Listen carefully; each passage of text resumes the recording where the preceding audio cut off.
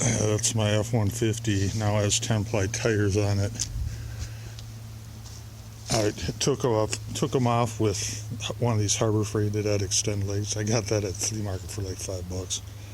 Actually, I got that one too, but I left it outside for like a couple of years. Rusted away to nothing.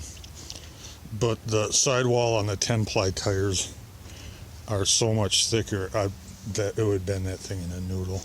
Told myself I could ever get a job on or a deal on a balancer or maybe a tire machine, I'd do that. And I got this tire machine.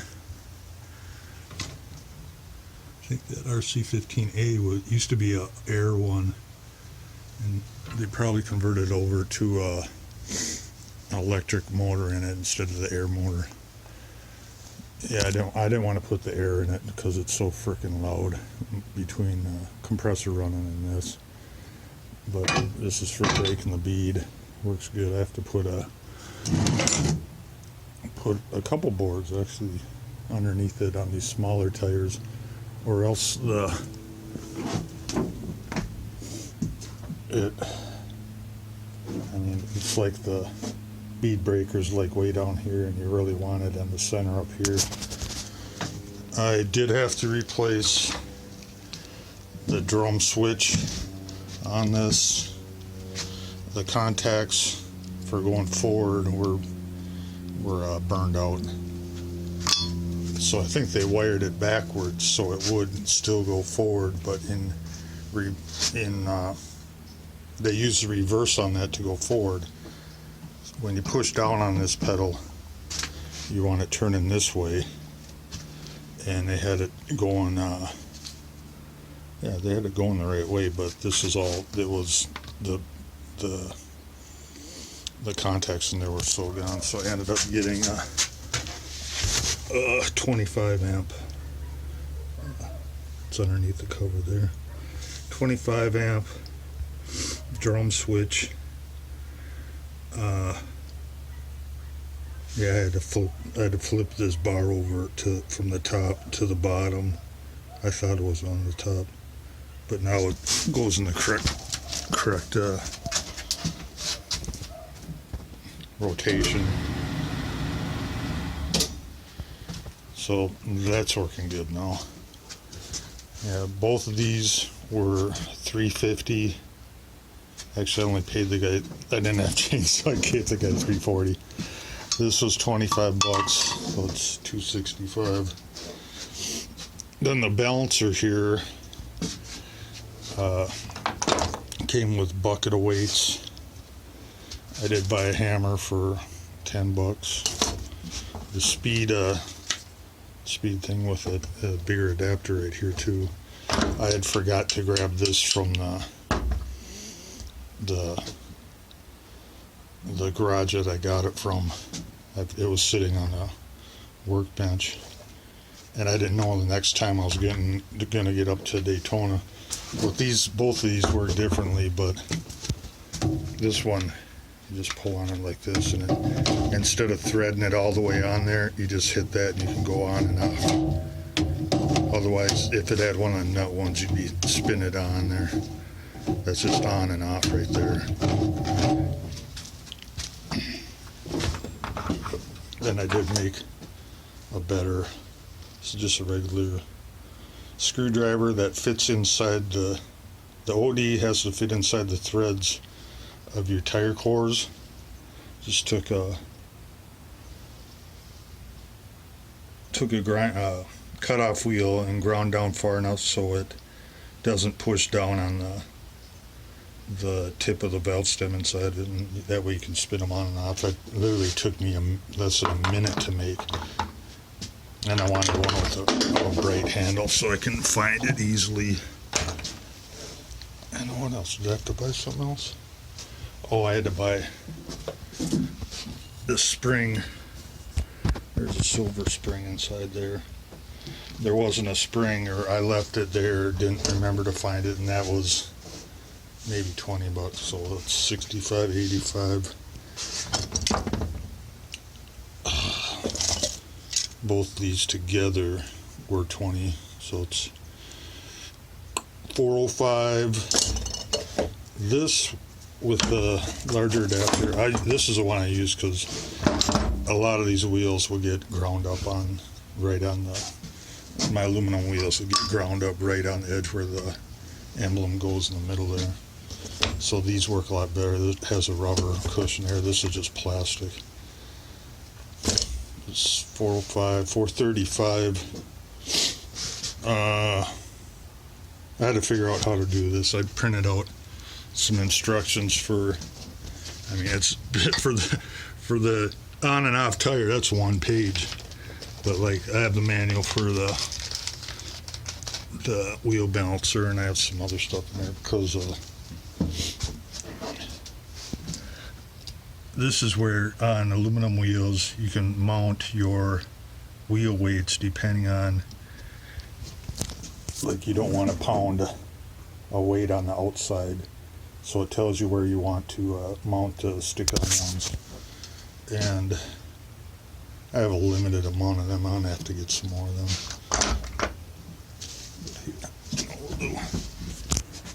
I'll stick this on there for a hell of a bit, spin it around. Oh. And that screw right here, on back of here, there's this knob that unscrews all the way. You put that on there, that's a test weight, and you hit the certain functions here to calibrate the machine. Once you take that back off, you run it again, and it should say, I believe it's 5.5 ounces, because it calibrated it with that weight on there, saying, now you took it off, it's saying, wait, that's 5.5 ounces off. So once that's calibrated, you should be good to mount let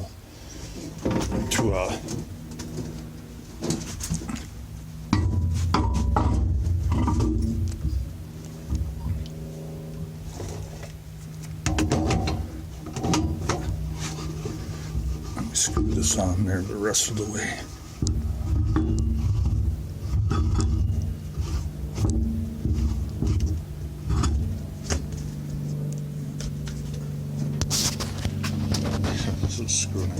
That was my spare because of the crappy ass Dunlops. I shouldn't say that. I got them for 25 bucks a piece, brand new at Walmart, and they didn't last very long. I mean, maybe 30,000 miles, and they were like 50, 60,000 mile tires. I just hate Walmart tires. I'll see if this will work the way it is. It's probably set up for this, so no.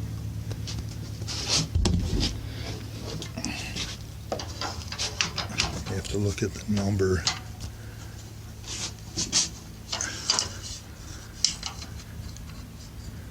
That's like 55. You have to look at the number right there. It gets the bead. Rim width. It has to be 6.5. Even aluminum's the same. It's the same size tire as the aluminum one. And 16. Oops. Let me clear that.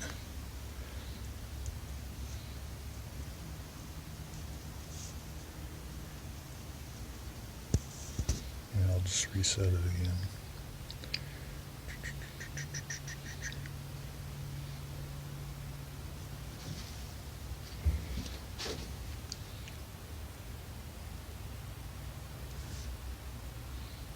.5, 6.5, 16.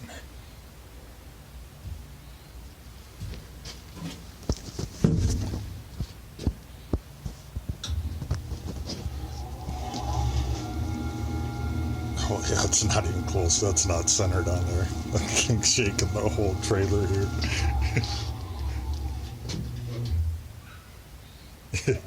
7 ounces and 5.5 ounces.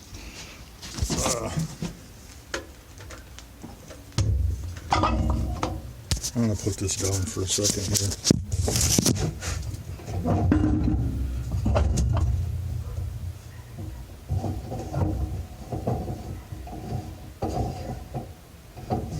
I see the problem with the cone goes farther in there, then maybe we can get away with this one.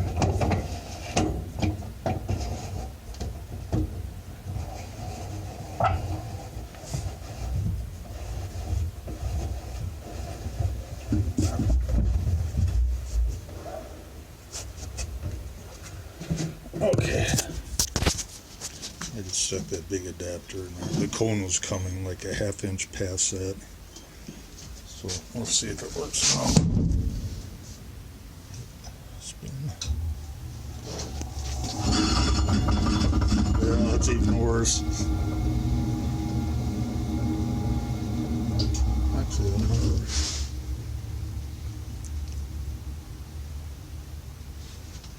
Well, you get the idea. I'm not going to go through all these cones to find out which wheel this crappy tire don't give a damn about fits. So that was a balancer. There's a spinner, or the changer. I didn't want to hook up there because like that thing's so loud and the air runs constantly. Yeah, this is for the bead breaker. This is for the clamp. You can clamp on the inside of a wheel like this, or on the inside of the bead like this. It's like a bead like that. You use that aluminum ones, but they have this plastic thing that goes over these now that you can, it won't mar up your wheels. And I've tried it. It's so nice having it. Even this duck head here has a little wheel on the back of that. I might get a plastic one just so it doesn't chew up on any aluminum wheels.